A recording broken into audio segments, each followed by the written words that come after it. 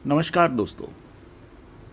आज की कड़ी में हम ये जानने और समझने का प्रयास कर रहे हैं कि हमारे मुस्लिम भाई जब 5 वक्त की नमाज पढ़ते हैं और उस नमाज से पहले मुल्ला या मौलवी जो अज़ान करता है वो क्यों करता है और उसका मतलब क्या है। कबीर जी ने कहा कि काकड़ पाथर जोड़ के मस्जिद लई बनाए, ताचड़ मुल्ला बांग दे, क्या बहरा हुआ खुदाए।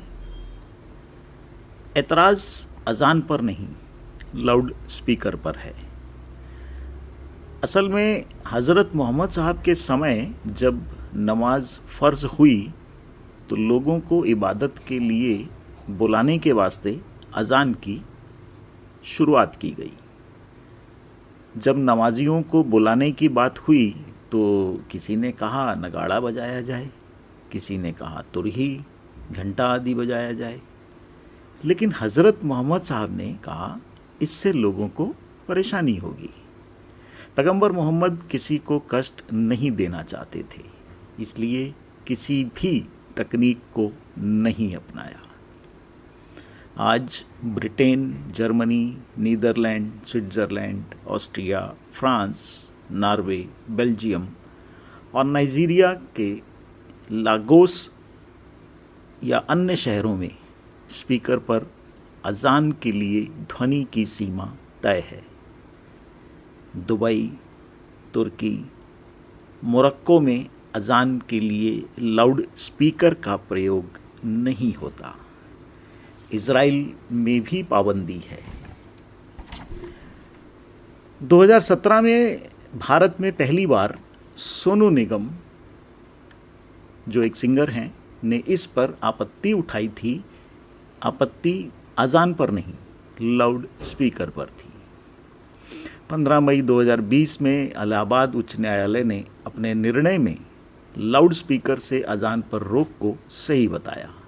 न्यायालय ने कहा कि अजान इस्लाम का हिस्सा है, लेकिन लाउड स्पीकर नहीं। अजान तब भी होती थी जब लाउड स्पीकर नहीं था। तो अब मुद्दा ये है कि अजान के लिए सिर्फ भारत में लाउड स्पीकर क्यों? शांति से जीने की किसी व्यक्ति की स्वतंत्रता को क्या मजहबी रंग की आड़ में रोका जा सकता है?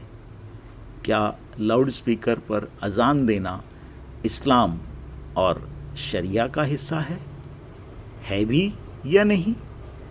सवाल ये भी है कि सेकुलरिज्म की आड़ में किसी भी दूसरे धर्म की आस्था पर चोट करना या ललकारना क्या एक मजहब के लिए जायज़ है? इन सवालों के जवाब किस देश की सरकार से लें? दोस्तों, लगे हाथ ये भी जान लेते हैं कि हमारे देश को धर्म के आधार पर बांटने के बाद हमारे टैक्स पर पल रहे गंगा जमुनी तहजीब का बखान करने वाले हमारे देश के मुसलमान भाई वास्तव में इस अजान पर जो बोलते हैं उसका मतलब क्या है। वास्तव में यह अजान खुदा को सुनाने के लिए नहीं है, मुसलमानों को नमाज के लिए बुलाने के लिए भी नहीं है। अजान लगाई जाती है काफिरों के लिए, यानी वो लोग जो इस्लाम को नहीं मानते, यानी वो सभी धर्म हिंदू, सिख, ईसाई और अन्य भी जो इस्लाम को नहीं मानते उनके लिए लगाई जाती है, उन्हें सुनाने के लिए लगाई जाती है। तो आइए ये भी जानते हैं कि मुल्ला जो बांग लगाते हैं उसमें कहते क्या हैं। पहली आवाज़ अल्लाह अकबर, यानी अल्लाह सबसे बड़ा है। दूसरा अशहदु अल्लाह इल्लाह इल्लल्लाह, अल्लाह के सिवाय कोई पूज्य नहीं है, इबादत के लायक नहीं है। अशहदु अन्ना मोहम्मद और रसूल अल्लाह। फिर वो कहते हैं कि मैं गवाही देता हूँ कि हज़रत मोहम्मद ही अल्लाह के पैगंबर हैं। हया अल्लल फलाह, आओ कामयाबी की तरफ। और अंत में ला इलाहा इल्लल्लाह, यानी अल्लाह के सिवा कोई भी पूजा के योग्य नहीं है। 5 बार मस्जिद से अजान करके मुसलमान बाकी धर्मों को क्या बताना चाहते हैं? क्या यह कहकर दूसरे धर्मों की भावनाओं को ठेस पहुंचाना उचित है? ये 5 बार हर जुमे को अजान में बोला जाता है और मुसलमानों को पढ़ाया ये जाता है कि जो इस्लाम को ना माने वो काफिर है, और कुरान कहती है कि काफिर को मारना, उसकी हत्या करना मुसलमानों का ईमान है। तो दोस्तों, क्या अभी भी आप अजान सुनना पसंद करेंगे? भारत जैसे देश में किसी भी धर्म को अपने आप को बांग लगाकर यह कहना कि वह सर्वश्रेष्ठ है, जबकि इनका इतिहास 1400 साल का है, और जिस हज़रत मोहम्मद को अल्लाह का पैगंबर कहते हैं, उन्हीं के नवासों को करबला में इन्हीं मुसलमानों ने कलमा पढ़ के मारा था, किसी हिंदू ने नहीं मारा। और ये मैं नहीं कह रहा, इन्हीं से सुन ली। शामिल हो जाता है। क्या तकलीफ है, इंसाफ से बताओ मुसलमानों। आज कभी तुमने सोचा कि आज पूरी दुनिया में मुसलमानों के साथ ये जिल्लत और रुसवाई किस लिए है? मेरी तरफ देखो, यहां वहां देख के क्या फायदा, मैं उतर जाऊं तो बोलो, या तो मेरी तरफ देखो। सबसे बड़ा खुदा हमारा, सबसे बड़ा नबी हमारा, सबसे बड़ा रसूल हमारा, सबसे बड़ी किताब हमारी, मगर उसके बावजूद आज पूरी दुनिया में मुसलमान जलील हो रहा है। आज दाढ़ी वालों को देखकर लोग टेररिस्ट कह रहे हैं। आज मुसलमानों के चेहरों पर दूसरी कौमें थूक रही हैं। कभी सोचा इसकी वजह क्या है? इसकी वजह यह है कि मुसलमान हर दौर में अहले बैत का गद्दार रहा है। मैं खुद मुसलमान हूं, मगर बोलूंगा वही जो हक है। मैं तुम्हें इंप्रेस करने थोड़ी आया हूं, मैं अल्लाह की रजा की खातिर आया हूं। मुझे मजमे से क्या मतलब है? मैं तो वो बोलूंगा जो मेरा, जिससे मेरा खुदा राजी हो, जिससे रसूल राजी हो। कभी तुमने सोचा कि करबला के मैदान में इमाम हुसैन को कत्ल करने कौन आया था? करबला के मैदान में इमाम हुसैन को जो लोग कत्ल करने आए थे, वो क्या आरएसएस के वर्कर थे? बजरंग दल के सिपाही थे? हाथों में त्रिशूल लेकर आए थे? माथे पे टीका लगाकर आए थे?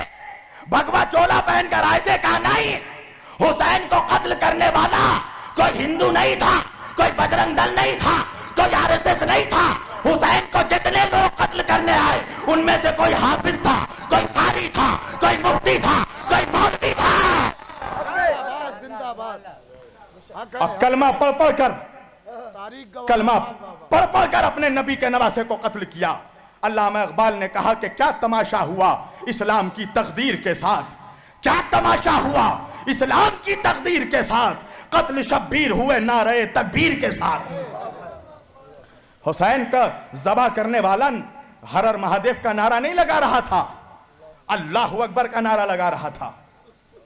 एक हिंदू शायर है जिसका नाम है माथुर लखनवी, याद रखना। उसने एक शेर पढ़ा, आज तक हिंदुस्तान में किसी मौलवी में हिम्मत नहीं हुई कि उस हिंदू का जवाब दे सके। वो हिंदू हो के कहता है माथुर लखनवी कि खुदा का शुक्र है हम हिंदुओं में।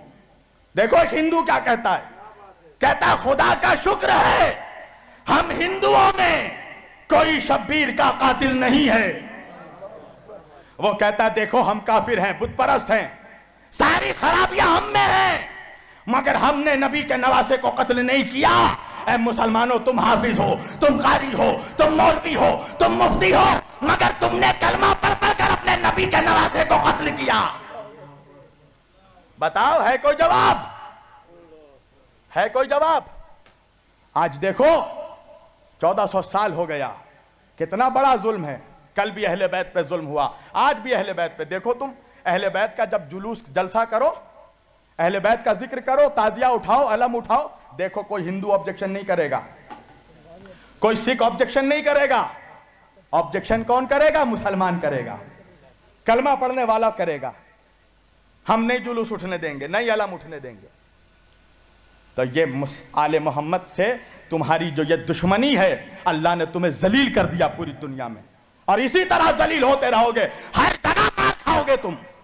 हिंदुस्तान में जिस तरह कुत्तों बिल्लियों की तरह तुम्हें लोग मार रहे हैं, तुम्हारी औकात इतनी है मुसलमानों के, तुम्हारी जान एक जानवर से भी सस्ती हो चुकी है हिंदुस्तान में।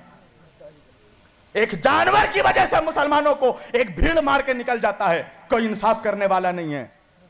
बताओ मुझे, जब मारा गया जानवर के नाम पे मुसलमानों को, तो मारने से पहले मारने वाले ने पूछा था तुम शिया हो, सुन्नी हो, वहाबी हो, बरेलवी हो, देवबंदी हो?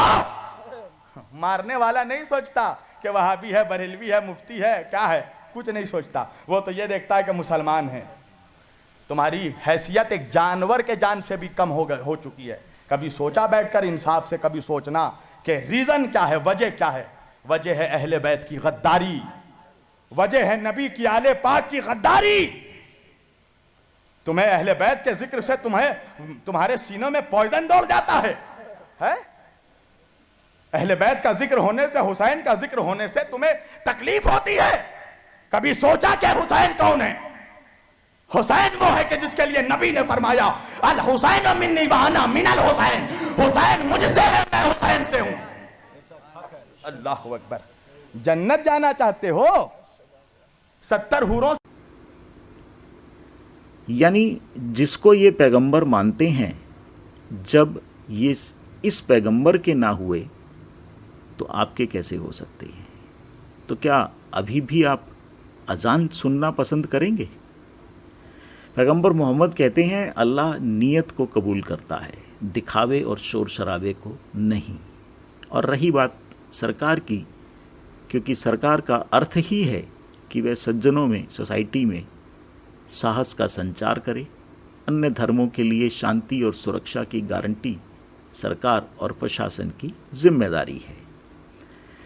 तो धन्यवाद दोस्तों, आज की कड़ी में इतना ही। अगली बार फिर एक नए विषय के साथ। अगर ये वीडियो आपको पसंद आया हो तो इसको शेयर ज़रूर करें, क्योंकि खुशियाँ बांटने से बढ़ती हैं। नमस्कार। भारत वंदे मातरम। जय भारत, वंदे मातरम।